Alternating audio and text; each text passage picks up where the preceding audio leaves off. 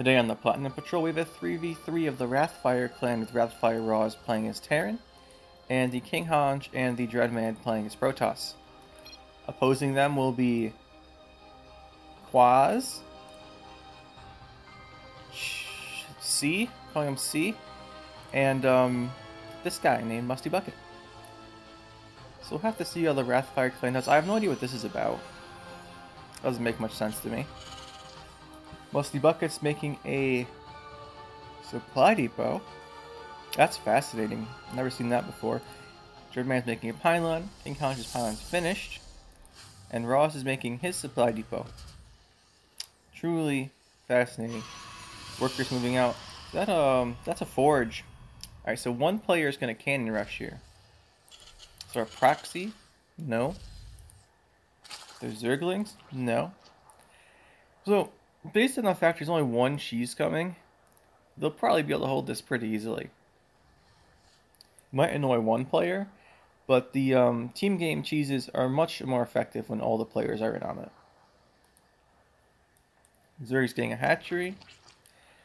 Second hatchery will be at 2.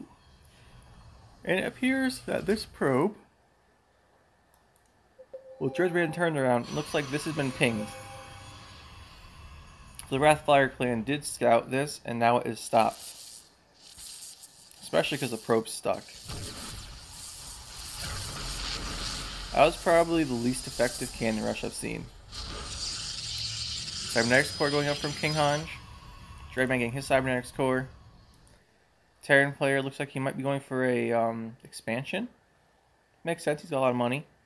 So he's going to be building his second command center. Second Nexus here from the Protoss players, a follow-up. No military, no tech, just going for the economy to recover from his failed cheese. Zerg player is getting up his spawning pool. It looks like the RathFr player is not taking any expansions yet, so they're probably going to do some type of harass or attack. The Dreadman's getting... well, he could make some tech, but he's not, because he's supply blocked right now. So is the King Hanj. And Ross is one supply away. This is impressive. They're all supply blocked. Oh, the King Hanj didn't notice though. He didn't realize he was missing the pylon. That's a big supply block. The Dreadman's is over. He built 2 pylons just in case. And there's a Stargate. Some Zerglings coming across the map. Spawning pool doing Zergling speed. At least this Zerg player knows how to inject his hatcheries. That's always a good sign. And it looks like there's the command center. I thought this was going to be built a long time ago. I guess he was distracted. King Hanj taking a Nexus. The Dreadman taking a Nexus. Very similar timings. What are their tech?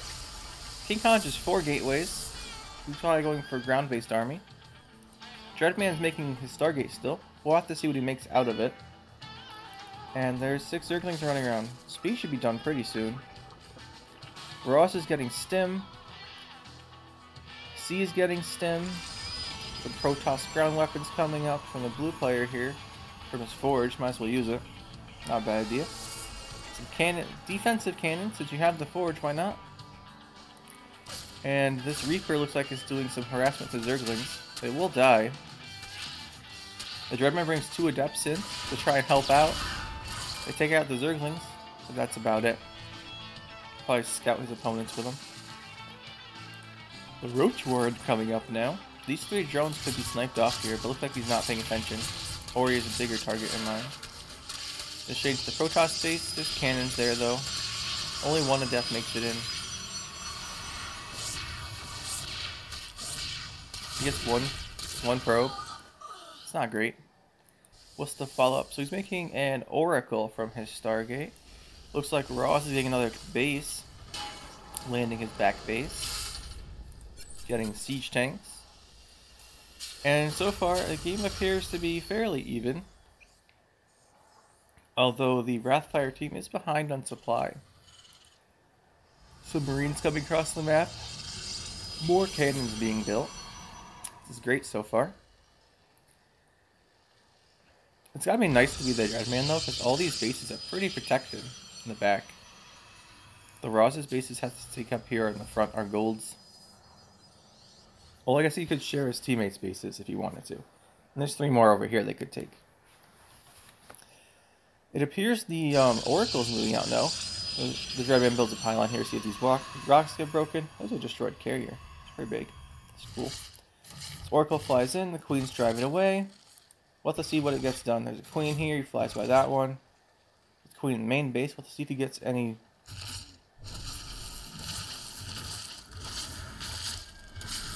It looks like he just gets a few workers.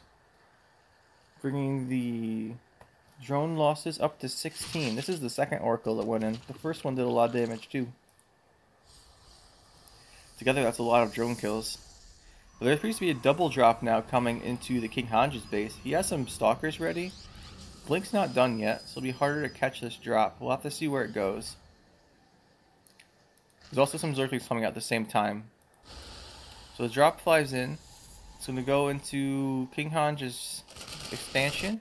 The Zerglings are scouting. If they came in right now, it'll be pretty good. The other Oracle flies in here from the Dreadman, kills 1 drone. And here's the drop. It runs through the base of King Hanja. Now it runs into Roz's base, and now it runs towards Dreadman's base. That is one lucky probe right there. Probes somehow lived through that. There's 2 adepts here, and it appears that these Blink Stalkers will be able to chase down these medevacs and drive them away. But behind this, their opponent's team has a lot of bases. A lot of bases. We'll see what army they come up with. It appears it's roaches now. Not the strongest late game unit comp, but it can work out for the mid game. Getting +1 weapon, some kind of timing attack with the roaches probably. Getting a Nidus network. Okay, I see what's going on here. They're going to Nidus into these empty bases back here, which the Dreadman is now trying to take. You must have a massive bank to afford this many bases. But she's been building air units, so they cost a lot of gas. Probably a lot of minerals left. There's a big attack coming in here from Roz and King Hanj. These tanks are sieging up. That's going to do a lot of damage here. Especially this Roach Ravager army. Pushing in, taking out the creep. In the meantime, the Dreadman's in the back. This Oracle just killed 6 more SCVs, so this is very distracting to their team. Oh, this is so much damage here. No, denied all the mining and killed 10 SCVs. In the meantime, this army has been pushing forward. The Terran players had to make up his mind what to send back to his base and what to take in this big fight. This Prism gets missed by all the bios. That's lucky for their team. The Medivacs and Marines are pushing in. There's more Medivacs now. It looks like there's going to be enough to defend here. The Prism does get hit that time. And it looks like this attack is stopped. Yeah, everything gets cleaned up here. And there's a Nidus. How does our team respond? And what's the Dreadman been doing behind this? Does he even have an army?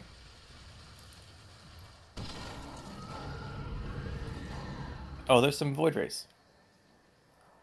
6 Void Rays. This guy's no anti-air though, just Corruptor and Ravager, so these Void Rays will push us back very quickly. These Flux Vane Void Rays too. It appears they are not. Let's see if he gets that upgrade. Flux Vane makes them pretty fast. He does have a fleet beacon. Oh, he does have a fleet beacon. We'll have to see if he goes for that. In the meantime, there's just more Void Rays coming out.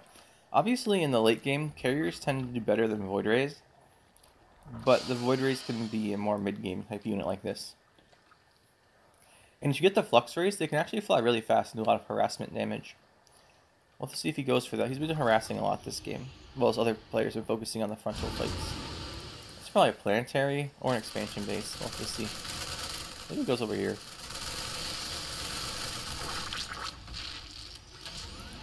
So large army coming in here now, grouping up with his units down here. Looks like a big push might be coming. How many medevacs are filling up here? 2? Just 2? This one's empty. He forgot the Marines in the medevac. Alright, so we have a double drop that looks like a triple coming in along with another Nidus. The Dreadman's getting ready. It looks like he's making more Void Rays. He built a second fleet beacon because he forgot he had the first one. That is an expensive second building there. And now he's getting the Flux Vanes. Very impressive. And these Void Rays, they'll do okay. The Oracle turns on, then flies away. Nothing for it to kill. I'm not sure what this probe's trying to do. Probius over here guarding the base. He knows the answer. He'll just open up the warp rifts and blow them all up if they come down here. In the front, looks like there's an attack from C coming. Got some Colossi. It looks like the attack from the King Hans has pulled all this guy's attention. And it looks like their armies are grouping up. Maybe there'll be some big push coming. What's in the front?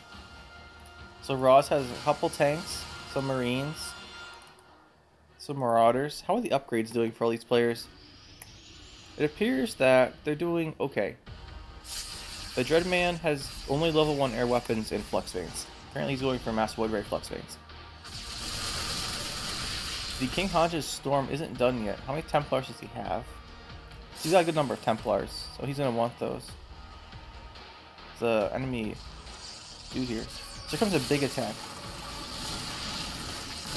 Which you can hear again. Looks like they want to take out the Nidus. A lot of bile damage goes down on these units. But the tanks in the back are starting to do a lot. Behind this, though, there's an attack into the King Han's expansion. And as they push in here, it looks like the King Hans wants to retreat, and the Flux Vane Voiders come in the back. This is going to deal with the Zerg army. There's not enough Hydralisks. But in the meantime, the King Hans is using 2 expansions. Looks like they recalled. Storm is done. That does a ton of damage. None of these units moved out of the way. It's not enough, though. Looks like Roz is, C's moving back. He walked by a bunch of tanks. So the Zerg player here lost 2 expansions to the Dreadman, and the King Hans lost 2 expansions to Musty Bucket. So that's a pretty even trade in terms of economies. Roz keeps pushing in here. If they can get this hatchery, that'd be really good. The Zerg could lose almost all of his economy. But there's a huge Terran army coming down from the top. A lot of bio. No medevacs though. Just one. And with the help of C here, they're able to clean up this army pushing in. And it looks like the Flat Patrol's having trouble dealing with this attack. But here come the Void Rays. The Flux Vane Void Rays can keep up with these medevacs pretty well. Really boost. So at the end of that, it's a pretty even exchange of bases. But we'll have to see who comes out on top. The King Hans, aka Flat Patrol, is the one in a lot of trouble now, though. He's down to 60 supply. He has almost no bases. He's going to need his team to protect him for a while. Looks like these Void Rays want to fly away. There's a huge ring of missile turrets here. There's like 5 turrets. Looks like the Terran player's pulling back his whole army to group up. The Dreadman built some pylons here. I guess he didn't want the Niduses coming in anymore. Although they didn't do too much damage. Flat Patrol just builds 3 Nexuses. Like, you know what? I need economy. I heard bases give you economy. Let's get 3 of those. Good plan. The front now here is being fortified with bunkers, so this is going to get very hard to push into. C's going to these gold bases. He's going to have a lot of mineral income very soon. And it appears that the Zerg player is making infestors. Interesting. Dreadman comes in again. This hatchery is very dead. How many Hydralisks are here? Looks like 0. Very impressive. So he comes in here, he sees the C's army, charges up, and immediately just burns down all the Stalkers and flies away. That was a very efficient exchange right there. In the front, though, the massive attack is coming in. Roz's Liberators are doing damage. There's 2 tanks in the back, but there's not enough behind these bunkers. They're buying time, though. These storms do an incredible amount of damage. Look at this. That's so much damage, and all these units are very weak now. It looks like there's enough Zealots. Well, Zealots from both sides. Can't tell who's winning yet. It appears like they're pushing in, though, and it looks like the... Oh, here come the Void Rays in the back. This should finish it off. He picks off the Disruptors first, and then the Stalkers are going to go down, and it looks like the RathFr clan will just be able to clean up this attack. There's a lot of Void Rays flying around still. Big boy Thor in the back. This Nexus might die. Let's take a look at that. These Colossi get taken out though. There's a good number of probes go down from the Plat Patrol here. This Nexus does die and stuff flies out. A very interesting exchange, but after that, the RathFr clan has a massive advantage that the Dreadman is maxed out. Although his teammates took the damage from that attack for him, and now he's maxed out and free to attack. Here comes a lot of Void Rays. The Zerg army still can't hit up except for Corrosive Bile, and ooh, the Infestors with the Biles. 5 Void Rays go down. That's a lot. Actually, there's only 2. These ones took a lot of damage, they didn't die. Behind this, it looks like the Plat Patrol is going to need more probes. The Hilaire goes down. That's got to be annoying for the Zerg player. And this is buying a lot of time for the Dreadman's teammates to get back in the game here. He's going to fly in the corner, probably recall out. In the front, though, we have carriers coming in. The Dreadman's carriers here just hanging out from their construction point. Can't build anymore, needs to trade out more Void Rays.